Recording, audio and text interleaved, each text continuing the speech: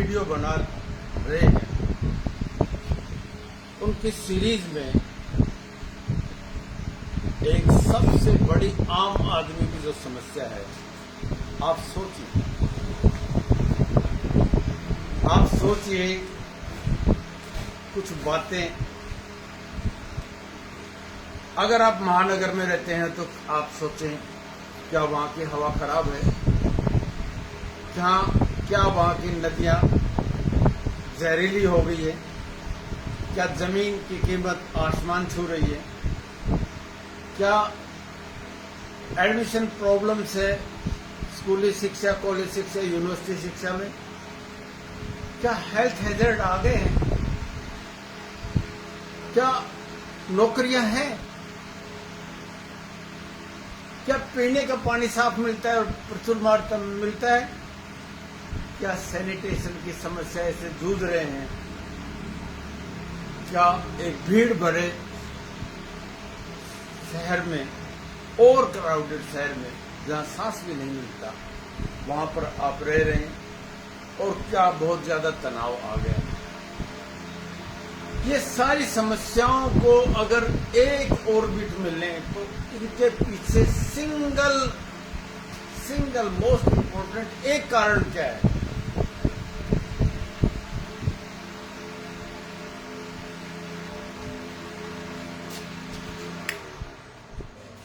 सिर्फ और सिर्फ एक कारण है, और वो है लैंड यूज के प्लानिंग नहीं होना। एक आती है CLU, एक टर्म चलती है आजकल, चेंज ऑफ लैंड यूज, आगे बात करेंगे। वो बड़ा एक तमाशा है। मैंने एक कविता पढ़ी थी, राइटर मैं भूल गया हूं। 20वीं सदी थी, कहीं एक नदी थी, 20वीं सदी थी।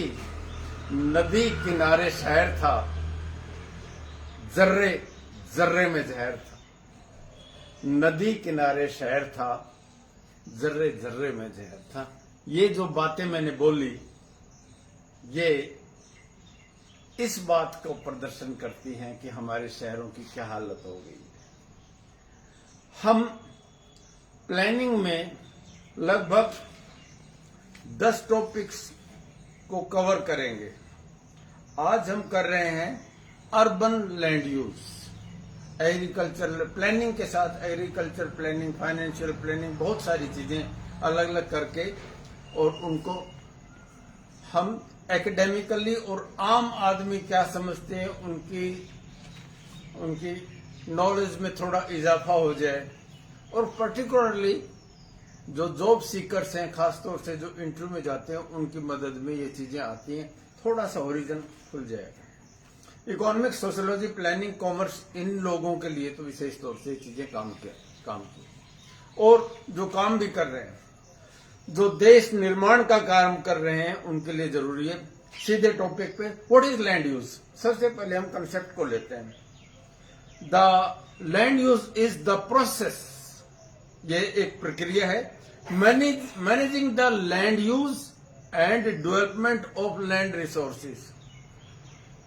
जमीन का प्रबंध, भूमि का मैनेजमेंट और इसके संसाधनों का उपयोग for sustainable, efficient and balance way of development.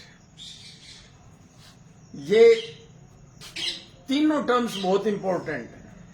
Sustainable, efficient and balanced way of development. और इसके साथ भी ये करते समय हमको और 3 चीजों का विशेष ध्यान रखना है। Protect the environment, conserving resources for future generation and mopping the resources. ये उपयोग साथ में लगाकर वेरी ब्रॉडली और ब्रीफली मैं आपको डिफाइन कर रहा हूं।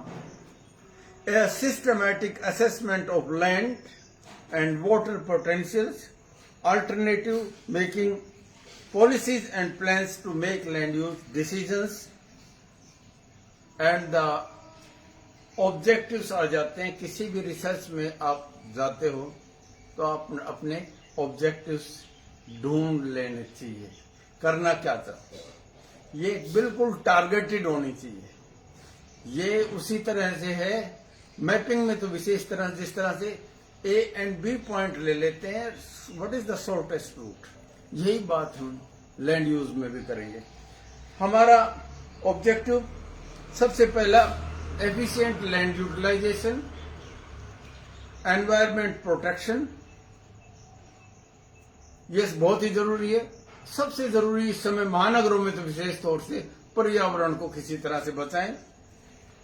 एक बड़ी आर्थिक असमानता हो रही है, सोशल इक्विटी, ये भी बहुत जरूरी है।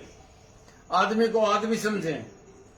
इकोनॉमिक डेवलपमेंट, आर्थिक विकास और समृद्धि आए, और डिजास्टर रिस्क, ये भी है कि बहुत बड़ी आपदाएं आती हैं, उनके प्रबंध में भी इस तरह से आपकी प्लानिंग हो कि नुकसान मिटिगेट किया जा सकता है। These are the objectives. मैं दोबारा से फिर बोल देता हूं, efficiency, environment protection, social equality, economic development and disaster management में कम से कम जहां नुकसान हो। बहुत सारी आपदाएं आती हैं, बहुत, कभी फ्लड आ जाता है, कभी भूकंप आ जाता है, आग लग जाती है, उनमें भी इस तरह की चीजें हो, एफिशिएंसी ऐसी हो तो नुकसान कम से कम हो। अब टाइप्स ऑफ लैंड यूज जरूर देख लें पहले। असली चीज तो ये होगी कि कौन सी चीज कहां होनी चाहिए। टाइप्स में रेजिडेंशियल है जहां आवास हैं, कॉमर्शियल है जहां मार्केट्स हैं, water bodies, agricultural, recreational, transport, institutional, forest, ये सारी चीजें अलग अलग जगह पे आप कलर्स से दिखाते हैं। मैपिंग के समय इनके बारे में बात करेंगे। यहां एक बड़ी जरूरी जो बात है वो इस समय जो दिल्ली में दिखाई दे रही है, वो बुलडोजर चल के, और जिसको आप कहेंगे अनऑथोराइज्ड कॉलोनी, या जिनको स्लम्स, या जिनको कहेंगे दूसरे शब्दों में कच्ची बस्ती, और बदतमीज और बदजुबान लोग हैं उनको गंदी बस्ती भी बोलते हैं। ये लोग आदमी हैं जो इसी देश में पैदा हुए थे, इसी देश में। मैंने पिछला वीडियो जो स्लम्स में बनाया उसको आप देख लें, डिटेल में वहां पर बात है। असल में वही बात है, this is failure of the plan, failure of the bureaucracy, failure of the political system and failure of the economic system, and above all failure of our human values। आप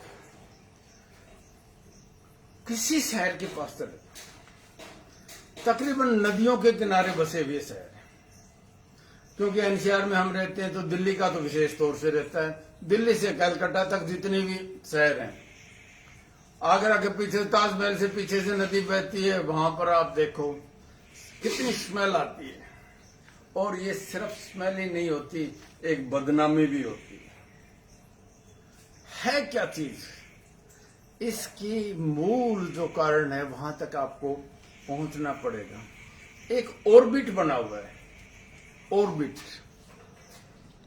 जैसे हमारे सोलर सिस्टम का सबसे बड़ा जो ग्रह है वो जुपिटर है, बृहस्पति। वो एक ऑर्बिट में घूमता है, और उसके क्योंकि पावरफुल है, ऑर्बिट में जो भी आ जाता है वही खींच देता है, और उसको स्वीपर कहते हैं। एक तरह से सब कुछ साफ करता जाता है, जितना भी कचरा हमारे सोलर सिस्टम में वो। इसी तरह से एक नेक्सस है, एक ऑर्बिट है, किन किन लोगों का, ब्यूरोक्रेसी का सबसे पहले, ये लोग इंटेलिजेंट हैं, पॉलिटिशियन का, दूसरा लैंड माफिया, तीसरा बिजनेस टाइकून, चौथा और थग्स, पांचवा, ये मिलकर जमीनों को बिगाड़ते हैं, जमीनों को लूटते हैं। ये इसमें कोई दो राय नहीं। आदर्श का केस है बॉम्बे का, डिफेंस की जमीन के ऊपर किस तरह से लूट मची हुई थी। जब रक्षा को ही नहीं छोड़ते तो और कहां छोड़ेंगे। इसी तरह से गुड़गांव, नोएडा, गाजियाबाद, फरीदाबाद, यहाँ काम ही एक बहुत बड़ा यही है। और क्या कारण है? ये मलाईदार महकमा जिसको चेंज ऑफ लैंड यूज कहते हैं, CLU कहते हैं, तकरीबन सभी स्टेट्स में ये जो मंत्रिमंडल में सबसे ताकतवर आदमी होता है उसी के पास होता है। मैं एक उदाहरण देना चाहूंगा, कितना बड़ा नुकसान कर देते हैं। हम जहां हैदराबाद में पेबल सिटी में रहते थे, उसके साथ एक स्नेहित हिल है। स्नेहित कितना सुंदर नाम है, स्नेहित। उसके साथ एक लेक है, बड़ी सुंदर। जब हम जाते थे तो वहां पर मोर भी रहते थे, पशु भी पानी पीने जाते थे, साफ सुथरा पानी भी नजर आता था। अब हुआ क्या, माफिया है, वो मोटे मोटे आदमी घूमते रहते हैं सफेद लुंगी और सफेद कमीज में, और यूं चलते हैं जैसे कोई जंगल में गंडा जा रहा हो। और पूरी की पूरी स्नेही तेल को साफ कर दिया, और वो जो लेक है उसके ऊपर अब कंस्ट्रक्शन आ रही है, कमर्शियल कंस्ट्रक्शन हो गई हमारे सामने किस तरह से लूटा जा रहा है। अरे वो पहाड़ी ने खत्म कर देंगे तो लेक भी खत्म हो जाएगी, बायोडायवर्सिटी भी खत्म हो जाएगी, और बाद में कहेंगे सांस साफ नहीं आता, शहर पोल्यूट हो गया। ये सीधी एक विशियस साइकिल है, और इसको कहेंगे हम लैंड यूज माफिया की लूट। इसमें सिर्फ वो जो बताएं वो नहीं है, एक और साइकिल भी है, मीडिया भी है, पुलिस भी है, पॉलिटिशियन भी है, और कहीं नजर भी आने लग गया, जुडिशरी भी दिखाई देने लग गई। और इसी वजह से सबसे बड़ी एक चीज हो जाती है, दिक्कत आती है, वो इनइक्वालिटी की आती है। जहां जिनको आवास चाहिए वहां तक आवास नहीं पहुंचता, और जब आवास नहीं पहुंचता, कमाते लोग जितना है, जमीनों की कीमत इतनी स्काई राइज हो जाती है, इतनी ऊंची बढ़ जाती है, आम आदमी की रीच में नहीं रहती। और फिर वो क्या करते हैं, एक अनऑथोराइज्ड कॉलोनी में हैबिटेट बनाते हैं, और फिर कमाई थोड़ी, खर्चा ज्यादा। वही बात है, महंगाई डायन खाए जाते हैं। एनवायरमेंट के ऊपर तो इनका असर है ही है, इसके अलावा एक क्लैश भी हो जाता है। एक क्लैश किस के बीच में? क्लैश जो लोकल रेजिडेंट्स हैं, और कई बार कॉर्पोरेट के साथ भी क्लैश हो जाता है। बड़ी मछली, बिग फिश जिनको कहते हैं, वो खुले आम कुछ भी कर ले, अगर ऐसी बात होती है तो स्टेट को कहते हैं बनाना स्टेट। जहां केले की पैदावार दुनिया में होती थी ना, वहां पर इस तरह की बातें होती थी, कोई कुछ भी करे, जिसको हम कहेंगे जिसकी लाठी उसकी, समझ गया। ये एक टेंगल्ड मैस, रैपिड ग्रोथ हो रही है, अर्बनाइजेशन तेजी से बढ़ रहा है, और पॉपुलेटेड हो रहा है, इंडस्ट्रियलाइजेशन भी हो रही है, और इसी अनुपात में स्लम्स भी क्रिएट होती जा रही हैं, अनऑथोराइज्ड कॉलोनी भी आती जा रही हैं, प्रॉपर हैबिटेट भी नहीं आते जा रहे, पानी के ऊपर दबाव हो गया है, रिवर्स पोल्यूट हो गई, यानी एक जैसे झड़प चल रही है। जैसे रिसोर्सेज के ऊपर अगर अति दबाव है तो दम टूट जाता है। हमारे एक प्रोफेसर थे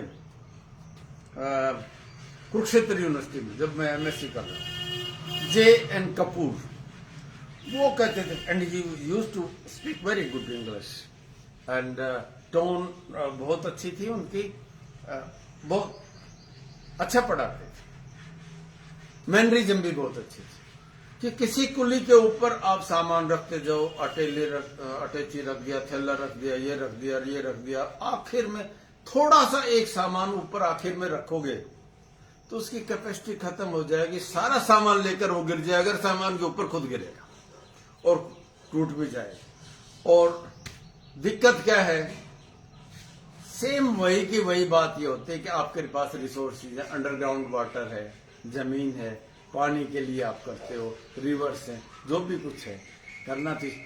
और पॉपुलेटेड और इंडस्ट्रियलाइजेशन हैबिटेट आप दबाव बनाते जाओगे, आखिर में क्या हो गया, सारा सिस्टम टूट जाता है। सारा सिस्टम उसी तरह से है, शीशा होया आखिर टूट जाता है। Every inch is very precious. एक नई शब्द आई है, जमीन गोल्ड है, जमीन पकड़ लो। जमीन, जिसके पास जमीन है वही जीतता है। इसीलिए जहां माइनिंग हो रही है उसके लिए प्लॉट जब काट दिए तो ये नहीं देखा जाता है कि एनवायरनमेंट में क्या होगा। हालांकि माइनिंग बहुत जरूरी है, मैंने वीडियो भी बनाया था उसके ऊपर कि आप माइनिंग के जो प्लॉट्स हैं वो माइनिंग तो जरूरी है, वहां के जितने भी बायोडाइवर्सिटी उसको दूसरी जगह प्रॉपर जगह शिफ्ट भी कर सकते हो। प्रॉब्लम कहां आती है, जो आदमी जमीन पे टिका हुआ है और जनरेशन से यही काम कर रहा है, अगली पीढ़ी को उसी पे लग रहे, उसको डिसलोकेट करोगे तो एक विरोध होगा।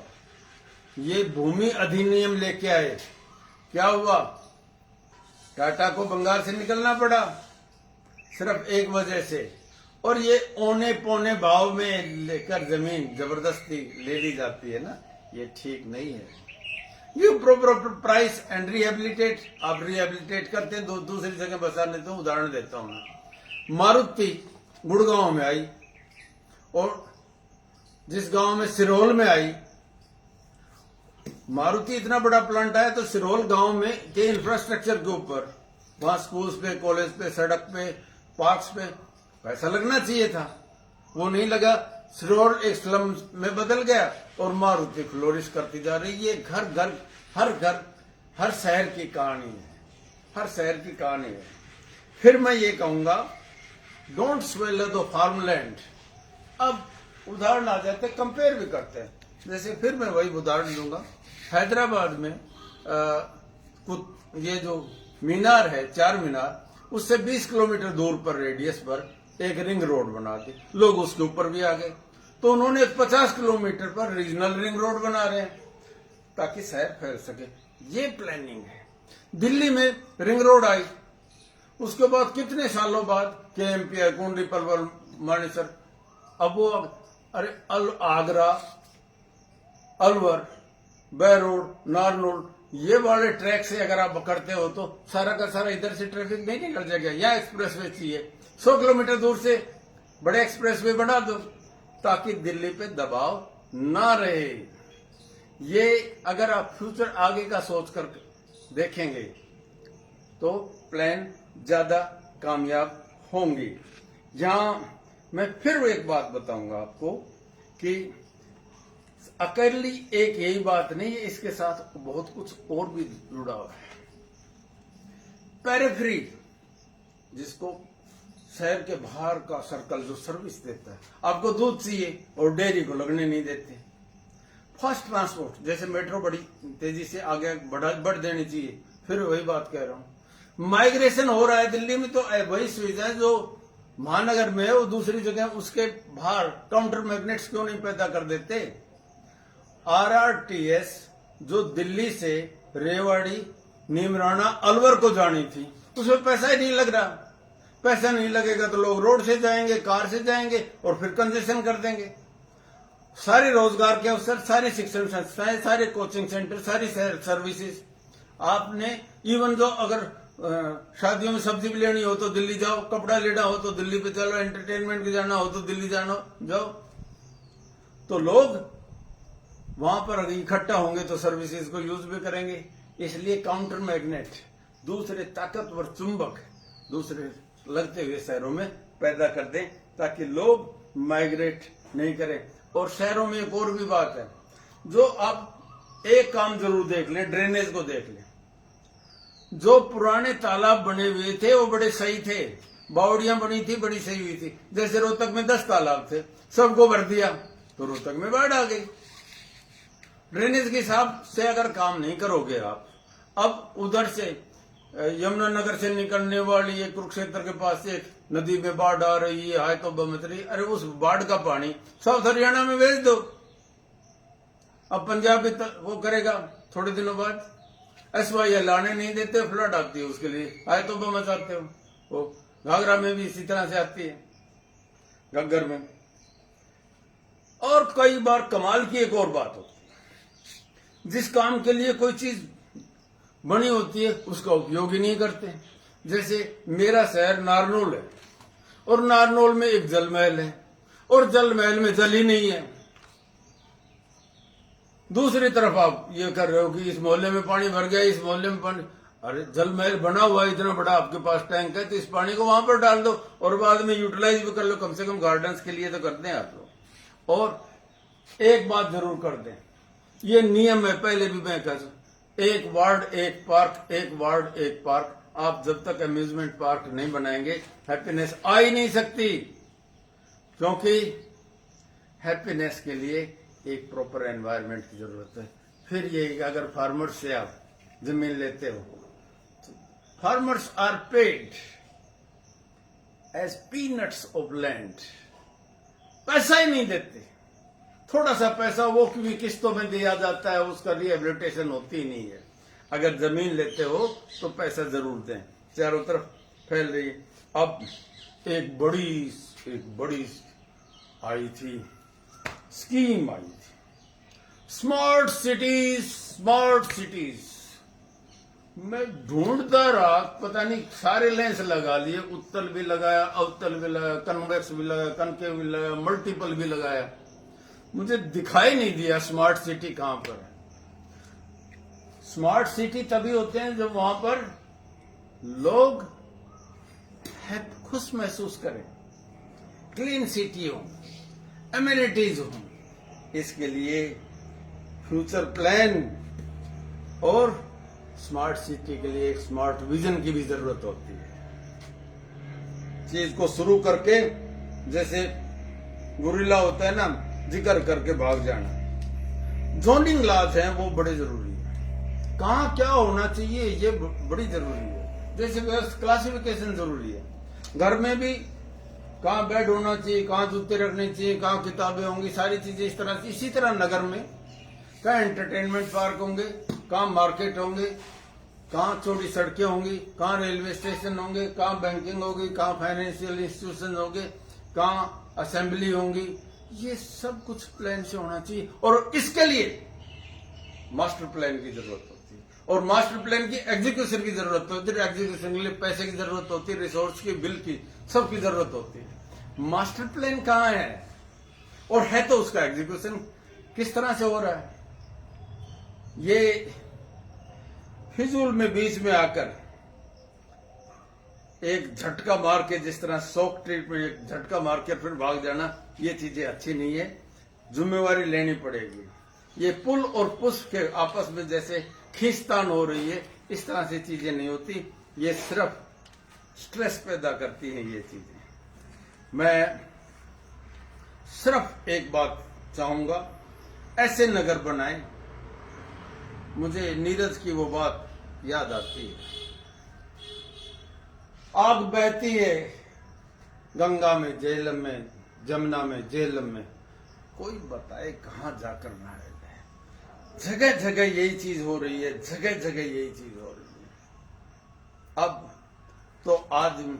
अब तो मजहब कुछ ऐसा चलाया जाए, अब तो बातें कुछ ऐसी की जाए, अब तो शिक्षा ऐसी दी जाए, अब तो पालन पोषण ऐसा किया जाए, अब तो माहौल ऐसा बनाया जाए, आदमी को आदमी बनाया जाए, आदमी को इंसान बनाया जाए।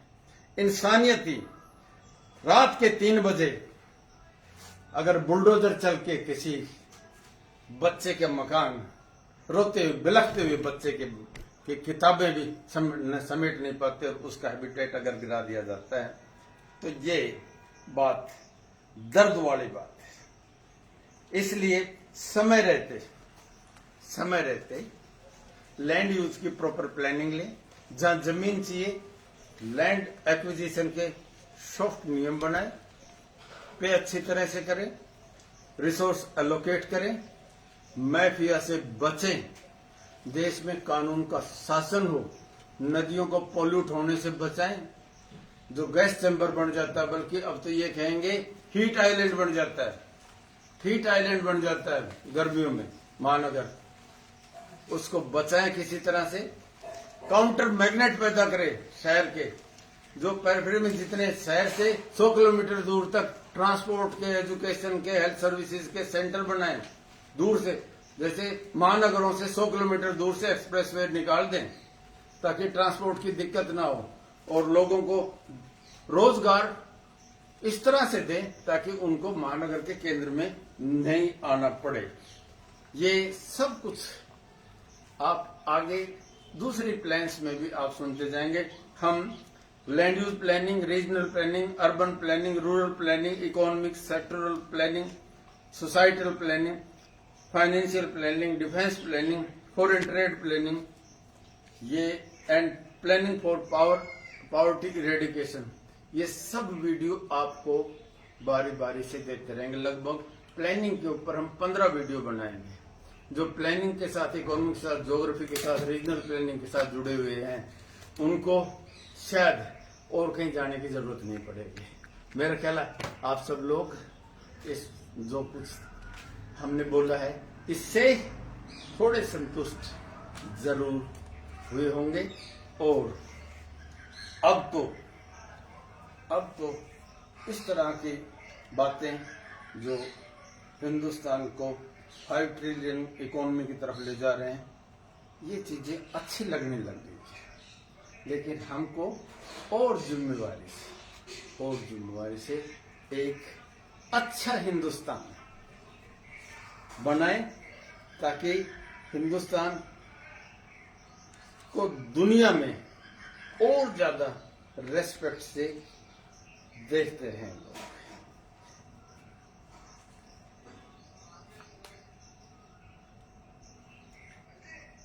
फिर वही बात कहूंगा, rule of the law, proper planning and reach last man in the line तक प्लानिंग की पहुंचे। यही हमारा सिर्फ और सिर्फ एक ही पैगाम है कि सबको बराबरी के अवसर मिले। जय हिंद।